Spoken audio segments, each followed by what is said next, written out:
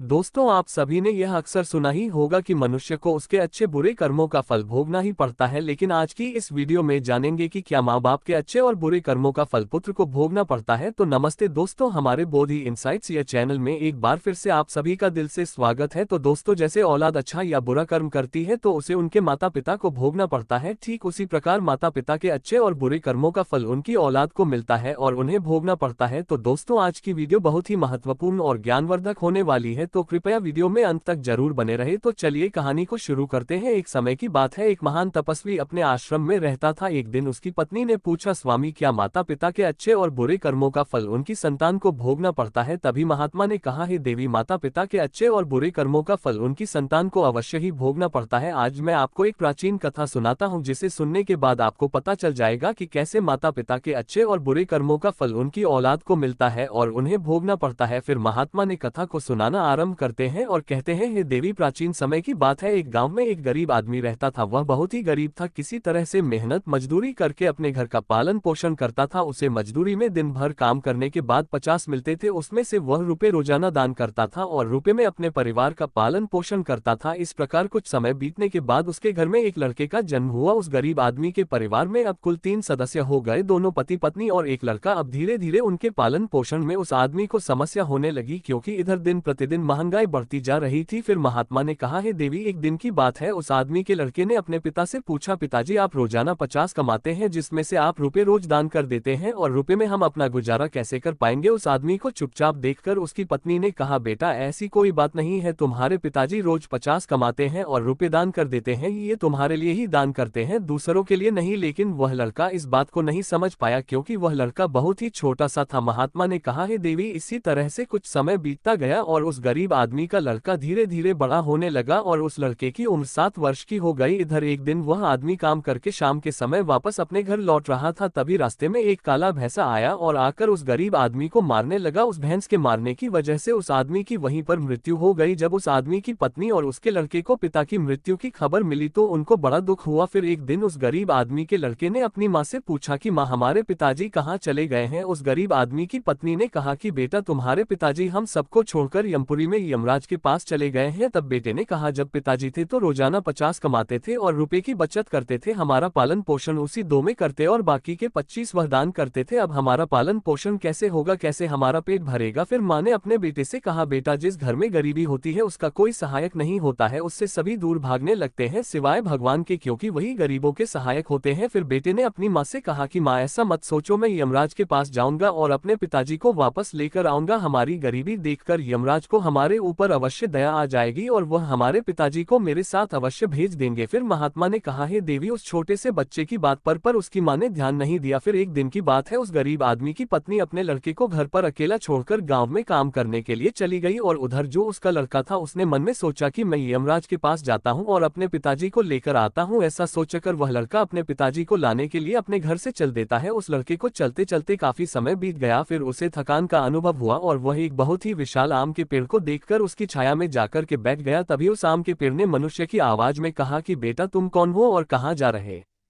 हो? मेरी छाया में आज तक तुम्हारे जैसा कोमल बालक नहीं आया है। फिर उस लड़के ने कहा कि मैं एक गरीब आदमी का बेटा हूं और अपने पिताजी को लाने के लिए यमराज के पास जा रहा हूं। उस आम के पेड़ ने जब उसकी यह बात सुनी तो उसने कहा कि बेटा, तू मेरे लिए भी यमराज से एक प्रश्न पूछकर आना कि मैं कई वर्षों से यहाँ पर लगा हुआ हूँ, लेकिन मेरा एक भी पत्ता जमीन पर नीचे नहीं गिरता है और ना ही मेरी डालियां सूखती हैं। मैं कितने वर्षों तक और यहाँ पर खड़ा रहूंगा? मैंने अपने पूर्व जन्म में ऐसा कौन सा पाप किया था जिस कारण से मुझे इस योनि से मुक्ति नहीं मिल पा रही है? इसका कौन सा कारण है? तब उस लड़के ने कहा कि ठीक है, मैं यमराज से तुम्हारा ये प्रश्न जरूर पूछकर आऊंगा। महात्मा ने कहा, हे देवी, इतना कहकर वह लड़का वहां से आगे जाता है और चलते चलते रास्ते में उसे एक इच्छाधारी सर्प मिला। उस सर्प को देखकर वह लड़का डर के मारे कांपने लगा और वहां से भागने ही वाला था। तभी वह सर्प मनुष्य की आवाज में बोलने लगा, बेटा, तुम मुझसे डरो मत, मुझे इतना बताओ कि तुम कौन हो और कहाँ जा रहे हो? वह लड़का उस सर्प के पास गया और हाथ जोड़कर कहने लगा, हे नागराज, मैं गरीब आदमी का बेटा हूँ और मैं यमराज के पास अपने पिताजी को लाने के लिए जा रहा हूँ। उस सर्प ने कहा कि बेटा तुम यमराज से मेरा एक प्रश्न पूछकर आना, मैं कई वर्षों से यहाँ पर पड़ा हुआ हूँ, मेरे से अब चला भी नहीं जाता, मेरे शरीर में इतनी भी जान नहीं है कि मैं थोड़ा सा भी चल फिर सकूं। मैंने अपने पूर्व जन्म में ऐसा कौन सा पाप किया था जिस कारण से मुझे इस योनि से मुक्ति नहीं मिल पा रही है, इसका कौन सा कारण है। तब उस लड़के ने कहा कि ठीक है, मैं यमराज से तुम्हारा ये प्रश्न पूछकर जरूर आऊंगा। महात्मा ने कहा, हे देवी। इतना कहकर वह लड़का आगे चलने लगा। फिर चलते चलते रास्ते में उसे एक किसान मिला। किसान ने कहा कि बेटा तुम कौन हो, कहाँ जा रहे हो, देखने में तो तुम बड़े ही सुकुमार और कोमल लग रहे हो। फिर उस लड़के ने कहा कि मैं एक गरीब आदमी को बेटा हूँ और मैं यमराज के पास अपने पिताजी को लाने के लिए जा रहा हूँ। फिर उस किसान ने कहा कि तुम यमराज से मेरा एक प्रश्न पूछकर आना, मैं चलते हुए राहगीरों की प्यास बुझाने के लिए कई सालों से यहाँ पर एक बावड़ी खुदवा रहा हूँ, लेकिन इसमें पानी अभी तक नहीं निकला है। मैंने अपने पूर्व जन्म में ऐसा कौन सा पाप किया था जिस कारण से इस बावड़ी में अभी तक पानी नहीं निकला है, मैंने इसमें बहुत सारे पैसे भी खर्च कर दिए हैं, इसका क्या कारण है। उस लड़के ने कहा, ठीक है, मैं यमराज से तुम्हारा ये प्रश्न जरूर पूछकर आऊंगा। महात्मा ने कहा, हे देवी। इतना कहकर वह लड़का वहां से आगे की ओर चलने लगा। चलते चलते रास्ते में उसे एक बहुत बड़ा तालाब मिला। फिर वह लड़का तालाब के किनारे पर गया और पानी पीने लगा। तभी उस तालाब से तैरती हुई एक बतख आए और कहने लगी, बेटा तुम कौन हो और कहाँ जा रहे हो। तब उस लड़के ने कहा कि मैं गरीब आदमी का बेटा हूँ और मैं यमराज के पास मेरे पिताजी को लाने के लिए जा रहा हूँ। महात्मा ने कहा, हे देवी। उस लड़के की बात सुनकर उस बतख ने कहा कि बेटा तुम यमराज से मेरा एक प्रश्न पूछकर आना, कई वर्षों से मैं इस तालाब में भटक रही हूँ, मेरी 7 पीढ़ियां गुजर गई हैं, परंतु मैं अभी तक इसी तालाब में रह रही हूँ। मैंने अपने पूर्व जन्म में ऐसा कौन सा पाप किया था जिसके कारण मुझे इस योनि से मुक्ति नहीं मिल पा रही है, इसका क्या कारण है। तब उस लड़के ने कहा, ठीक है, मैं यमराज से तुम्हारा ये प्रश्न जरूर पूछकर आऊंगा। इतना कहकर वह लड़का वहां से आगे की तरफ बढ़ने लगा। चलते चलते तालाब के दूसरे किनारे पर पहुंच गया। दूसरे किनारे पर जब वह पहुंचा तो उसने देखा कि एक मरा हुआ बगुला वहां पर पड़ा हुआ था। जब वह लड़का उस मरे हुए बगुले को लंघ कर जाने लगा तो वह मरा हुआ बगुला कहने लगा, बेटा तुम कौन हो और कहाँ जा रहे हो। उस लड़के ने उसकी आवाज सुनकर कहा कि मैं एक गरीब आदमी का लड़का हूँ और मैं यमराज के पास अपने पिताजी को लाने के लिए जा रहा हूँ। उस बगुले ने कहा कि तुम यमराज से मेरा एक प्रश्न पूछकर आना कि मेरा शरीर कई वर्षों से इस तालाब के किनारे पर ही पड़ा हुआ है, कभी पानी की लहर आती है तो मेरा शरीर तालाब के अंदर चला जाता है और पानी की लहर से वापस लग के बाहर निकलकर किनारे पर आ जाता है, ना तो मेरा शरीर गलता है और ना ही सड़ता है, इतने सालों से जैसे का तैसा ही है। मैंने अपने पूर्व जन्म में ऐसा कौन सा पाप किया था जिसके कारण मुझे इस शरीर से मुक्ति नहीं मिल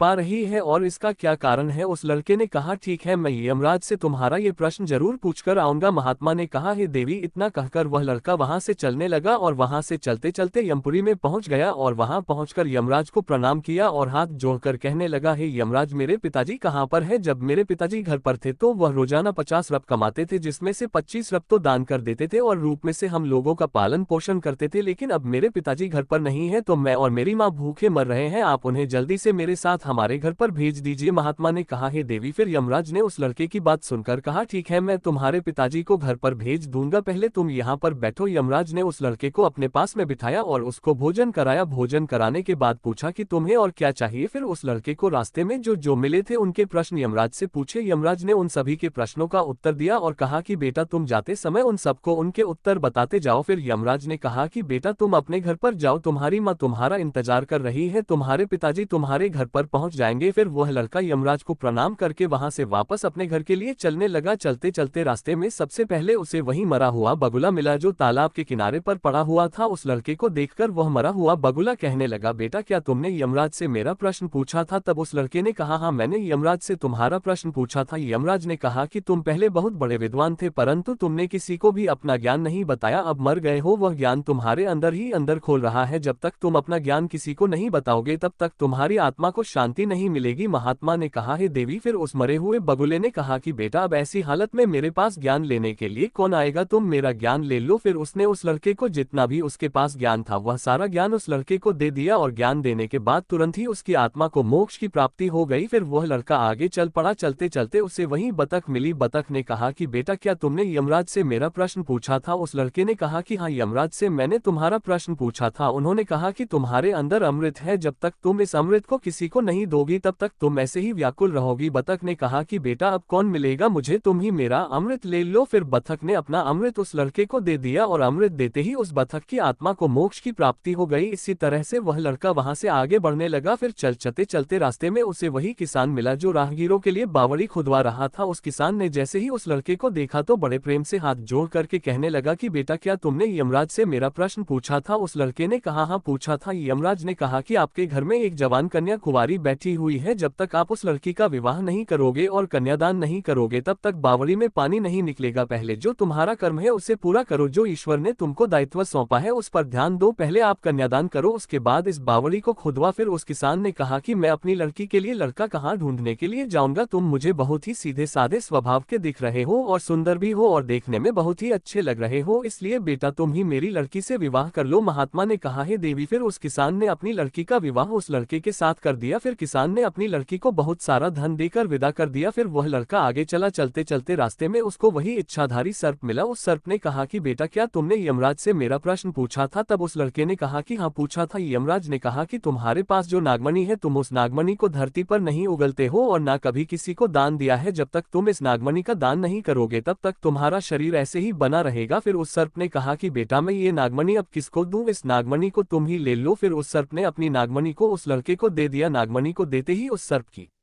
आत्मा को मोक्ष की प्राप्ति हो गई। इस तरह से वह लड़का अपनी पत्नी को लेकर फिर आगे चलने लगा। फिर चलते चलते रास्ते में उसे ही आम का विशाल पेड़ मिला जिसकी छाया में उसने विश्राम किया था। उसने पूछा कि बेटा क्या तुमने यमराज से मेरा प्रश्न पूछा था? उसने कहा हाँ पूछा था। यमराज ने कहा कि पूर्व जन्म में तुम्हारा काम स्कूल में बच्चों को शिक्षा देना था, तुम्हारा पद एक गुरु का था, परंतु तुमने अपने पद का सही इस्तेमाल नहीं किया। तुम शिक्षा देने के बदले में छोटे छोटे बच्चों से अपना काम करवाते थे और उन्हें अच्छी तरह से शिक्षा नहीं देते थे। तुम पूर्व जन्म में बहुत बड़े विद्वान थे, परंतु तुमने उन बच्चों को शिक्षा नहीं दी। उन्हीं बच्चों के श्राप के कारण तुम हिलडुल नहीं सकते। तुम्हारे अंदर जो ज्ञान भरा हुआ है उसे किसी को दे दो, इसके बाद में तुम्हें मोक्ष की प्राप्ति होगी। महात्मा ने कहा हे देवी। उस लड़के की बात सुनकर उस आम के पेड़ ने कहा कि मैं ये ज्ञान किसे दूंगा, तुम ही ले लो। फिर उस आम के पेड़ ने उस लड़के को अपना जितना भी उसके पास ज्ञान था सब दे दिया। जैसे ही उस आम के पेड़ ने उस लड़के को अपना ज्ञान दिया तो उसकी भी आत्मा को शांति मिल गई और वह उस पेड़ की योनि से मुक्त हो गया। वह लड़का अपनी पत्नी के साथ चलते चलते अपने घर पहुंच गया। जब वह लड़का अपने घर पर पहुंचा तो उस लड़के की माँ उसको देखकर बड़ी खुश हुई और कहने लगी कि बेटा तुम कहाँ पर चले गए थे और ये लड़की तुम्हारे साथ में कौन है? फिर उस लड़के ने जो भी उसके साथ घटनाएं घटी थी वह सब कुछ अपनी माँ को बता दिया। फिर महात्मा ने कहा हे देवी अब उस लड़के को ज्ञान हो चुका था कि उसके पिताजी वापस नहीं आ सकते हैं, अब उनकी मुक्ति हो चुकी है। उसके पिताजी ने जो दान धर्म किया था उसका फल उस लड़के को यमराज ने दे दिया। इस चैनल को सब्सक्राइब करें। धन्यवाद।